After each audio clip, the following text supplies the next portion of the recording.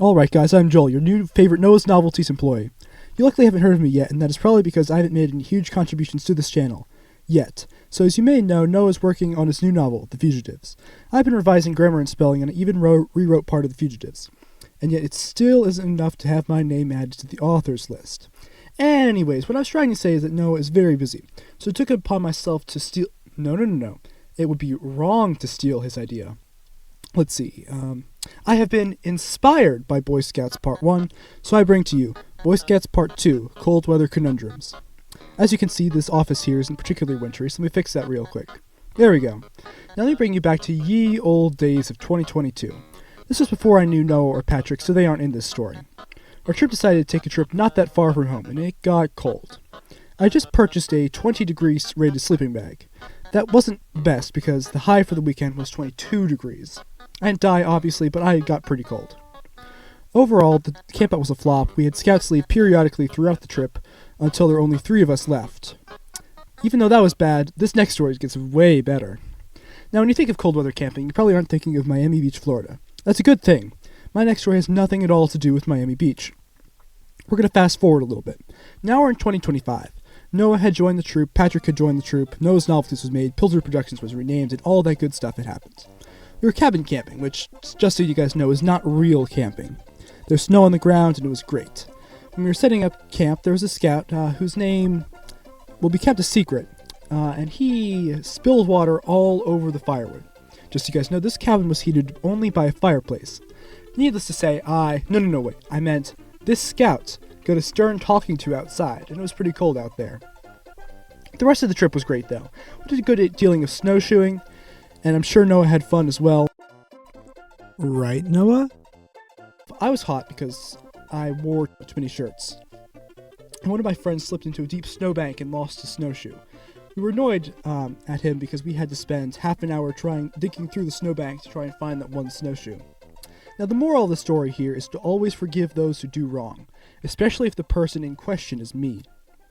We're going to fast forward 10 months from that experience to December of 2025, which wasn't too terribly long ago at time of recording.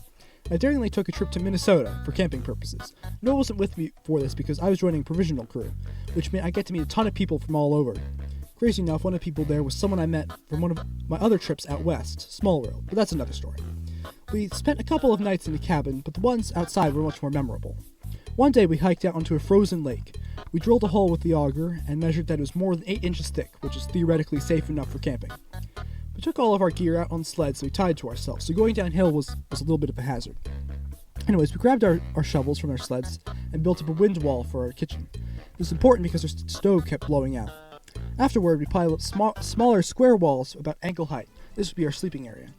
It was so cold, our auger hole kept freezing over, making it really difficult to get water. You had to keep your water in an insulated canister right next to your chest so it didn't freeze. The water took forever to boil, meaning that we were jogging in place trying to keep warm. One of the best things you can do to stay warm when you're cold is to move around. The sun set early, meaning we spent a lot of time out in the dark.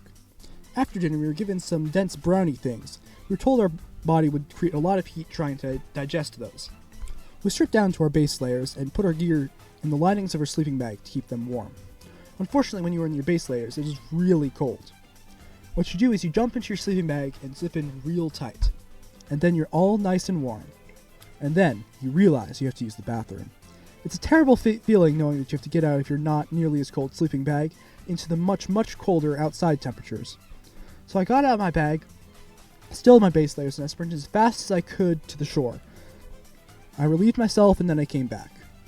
Once you wrapped up in your sleeping bag again, you realize that it's not as good as it was the first time, and cold wind will blow in through the mouth hole. In the morning, around 8:30, we were awakened, and we got up later because it's much colder in the early morning than it is in most of the day. And once you get out of your sleeping bag, you can be amazed at how cold it is. It got to negative 22 degrees that morning with wind chill. I was practically frozen. I scrambled to put my fleece layers on, my hat, my rented windbreaker. I think they designed those windbreakers to be impossible to put on. I struggled with that thing for a better part of a minute while my poor fingers froze. When warming up your fingers, the best thing to do is to stick them in your armpits, skin on skin. There's so much blood flow in this area that will warm your hand without too much heat expense in the rest of the body. I then stuck my hands back into my ridiculous mittens, which kept my hands relatively warm while removing any maneuverability of my fingers at all. The trip was really something, even though my other night wasn't as exciting as the first. Well, I hope this video has taught you a little bit about winter survival, and I sure hope you don't need it. Anyways, thank you guys for watching. I put a lot of effort into this, despite the bad animations and art. If you haven't already, please check out The Fugitives. We've been working really hard on it. Any constructive criticism is highly appreciated. We want our writing to be as good as it can get. Very happy to fill in for Noah, and if you want me to make more videos, hit the like button.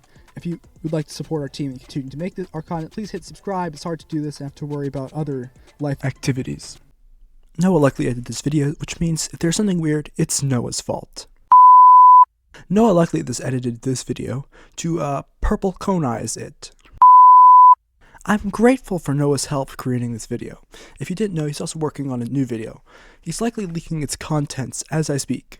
Alright, read The Fugitives, stay alive, and have a great next 17 minutes.